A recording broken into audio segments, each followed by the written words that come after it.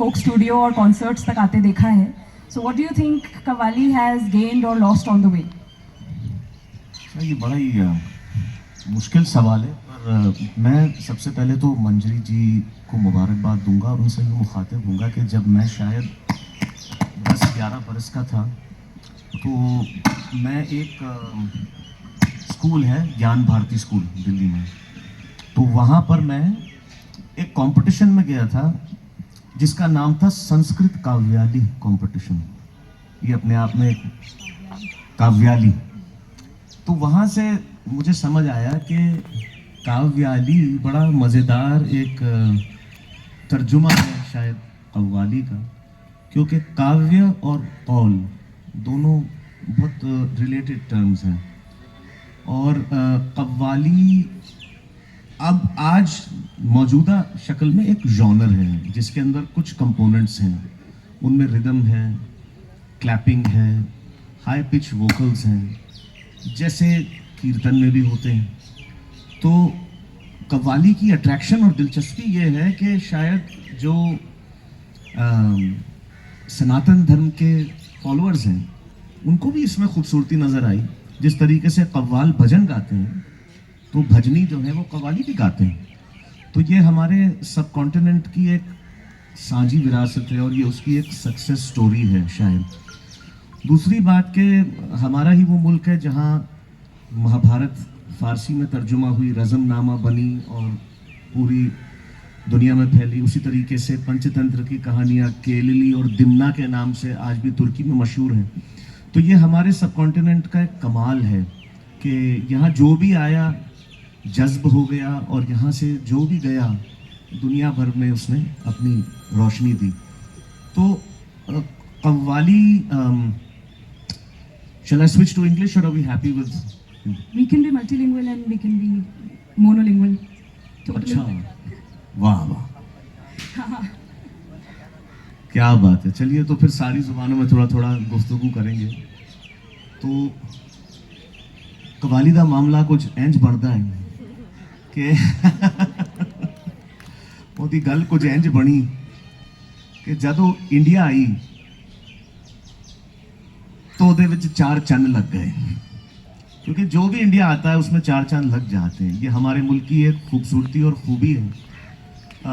लोगों में यहाँ एक सहिष्णुता है, खूबसूरती है. आपने बहुत सारे सिंक्रेटिक सेक्ट्स का नाम सुना होगा. पंजाब की ही सरजमीन है जहाँ पे हुसैनी ब्राह्मण भी होते हैं. तो बड़ी एक खूबसूरत हमारे यहाँ साझा विरासत है. और कव्वाली तो पंजाब में जो उसको फ़रोग मिला शायद कहीं नहीं मिला. बड़े बड़े पंजाब के आर्टिस्ट आज भी इधर हमारे वडाली बंधु हैं, तो उधर खान साहब नुसरत अली खान साहब और उनका ख़ानदान. तो ये तो अपने आप में समझने की बात है कि गीत संगीत पंजाब उसकी एक वन ऑफ द कल्चरल क्या कहते हैं सिविलाइजेशनल ग्राउंड्स रहा है हमेशा से. मगर getting back to the question कि कव्वाली के ऑरिजिन्स क्या हैं, अफान भाई ने बड़ी खूबसूरती से समा के बारे में कहा. तो एक फ़ारसी का जुमला है कि दानी ये समा चेबूद, मैं बड़ा शेयर करता हूँ आज के लिए. दानी ये समा चेबूद सोते बला शुनीदन अज ख्वेश तन बुरीदन बावसल हक रसीदन. तो समा या कव्वाली, समा का मतलब है समात फरमाना, एक ऐसा म्यूजिकल साउंड सुनना. The auditioning of musical sound. तो अब पूछा, ये शायर ये कह रहा है कि तुम्हें मालूम है समा क्या है? सोते बला शुनीदन, यानी जब नाद ब्रह्म की उत्पत्ति हुई ओम से, या जैसा कुरान में कहा गया कुन से, कुन फयकून, हो और हो जा. तो उस घड़ी या बिग बैंग जैसा साइंस कहता है, जो वाइब्रेटरी फ्रीक्वेंसीज वजूद में आई वो हमारे रोम रोम में बसी हुई हैं. कबीर कहते हैं ना, ये तन ठाठ तंबूरे का, ये तन एक तानपुरा है. या फिर सहराई फरमाते हैं कि तन रबाब मन की गिरी सो रगे भई सब तार तार.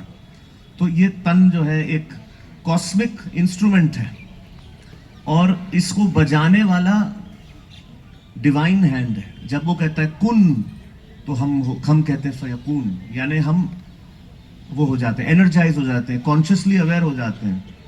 तो जब सारी रूहों से जितनी भी आत्माएं जो है आत्मा लोक में, जिसको आलम अरवाह कहा जाता है, बस रही थी वहां पे, तो उनसे खुदा ताला ने एक बड़े सेलेस्टियल म्यूजिक में एक सवाल पूछा, अल अस्तु बि रब्बिकुम, बताओ कौन है तुम्हारा भगवान, कौन है तुम्हारा खुदा।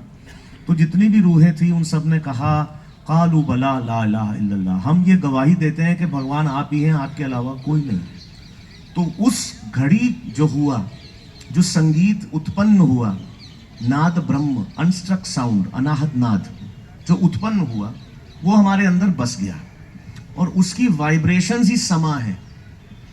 तो मौलाना रूमी जब फरमाते हैं कि बेशनो अज नहीं चुन हिकायत नी कुनद, अज जुदाई हा शिकायत नी कुनद, कि जब वो रीड की फ्लूट, जो बांसुरी जो बजती है, तो वो मुझे क्या क्या बताती है, तो कहती है कि वो परमात्मा से जुदा हो जाने का रोना रोती है और वापस जाने की तमन्ना कामना करती है। तो समा यही है, कव्वाली यही है। याद है वो मौलाना फरमाते हैं, सरमाया ये ईमां बुवद, हर, ये बड़ी इंपॉर्टेंट चीज है, हर गदा अज याद है वो सुल्तान बुवद। तो चाहे वो फकीर है, चाहे राजा है, चाहे अमीर है, गरीब है, जब खुदा की, भगवान की स्मृति, स्मरण उनके मन में आता है, तो उस अवस्था में वो सब अपने अपने मन की दुनिया के सुल्तान बन जाते हैं। मन की दुनिया के, क्रिश्चियनिटी में एक बड़ा इंटरेस्टिंग टर्म है ना, किंगडम ऑफ द हार्ट। तो जो किंगडम ऑफ गॉड है सब यहाँ है, तो उसको वाइब्रेट करके थोड़ा उसका इल्यूमिनेशन, उसका नूर हर जगह छलकाना, ये कव्वाली का काम है। कव्वाली इसी के लिए इंजीनियर हुई। तो बुजुर्गों ने, सूफिया इकराम ने, कव्वाली कथाकारी है, कव्वाल एक स्टोरी टेलर है एसेंशियली। वो प्री इस्लामिक अरेबिया में भी स्टोरीज सुनाती थी या सुनाता था, और वो कुछ रोमांटिक स्टोरीज होती थी, कुछ हिकमत से भरी फेबलिस्टिक कहानियां होती थी, कुछ देवी देवताओं की, कुछ भगवान की, ईश्वर की कहानियां। तो जब कव्वाली इंडिया आई, सूफियों ने उसको इसी तरीके से इस्तेमाल किया। उन्होंने कहा कि ईश्वर एक है, उस तक पहुंचने के रास्ते अनेक हैं, उसे चाहे अल्लाह कहो या राम, उसे जैसे भी याद कर लो।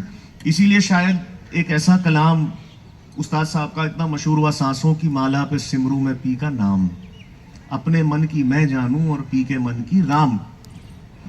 एक बड़ा मशहूर हयात निजामी साहब फरमाया करते थे जुमला कि तेरे बिन ना मुझको अब है चैन, ना अब आराम, अब तो आ राम।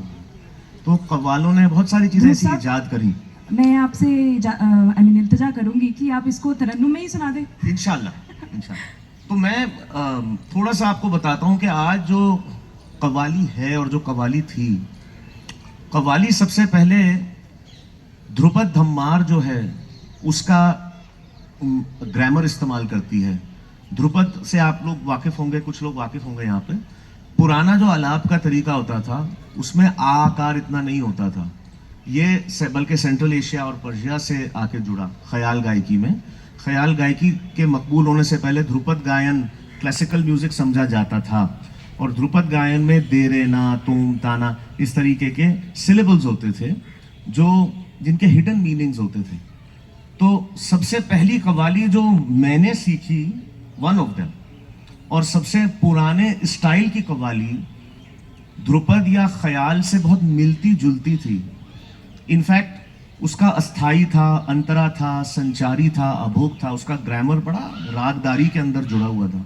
तो फॉर एग्जाम्पल अगर हम देखें, हम बात कर रहे थे वो तख्लीक कायनात की, हजरत अमीर खुसरो ने अपने खमसा में लिखा कि जिस दिन आदम की, या मनु जिसे कहते हैं, उसकी रूह को उसके जिस्म में जाने का हुक्म दिया गया, वो नहीं गई, डर गई।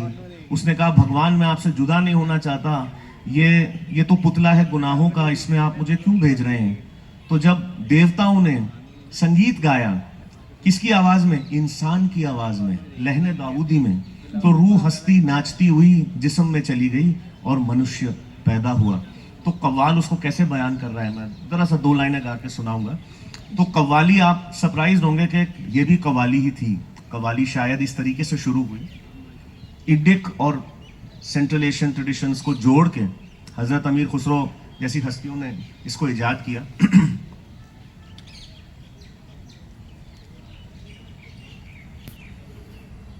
तो ये राग बहार के आसपास है।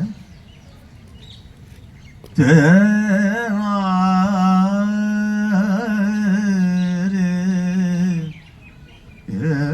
मारे मान दिर दिर तोम ना दिर दिर तोम ना दिर दिर तोम ना दिर दिर तोम ना तानुम ताना ना ना ना ताना ना ना ना ताना ना ना ना दिर दिर तोम ना दिर दिर तोम ना तानुम पाए सग बोसीदा मजनू खल्क पुरसी दी चबूद गुफ्ते सग गाहे कुए लाला रफ्ता बूद तानो तादारे दानी तादारे दानी तादारे दानी। कुछ इस तरीके से क्या बात है, कव्वाली गाई जाती क्या थी। बात है।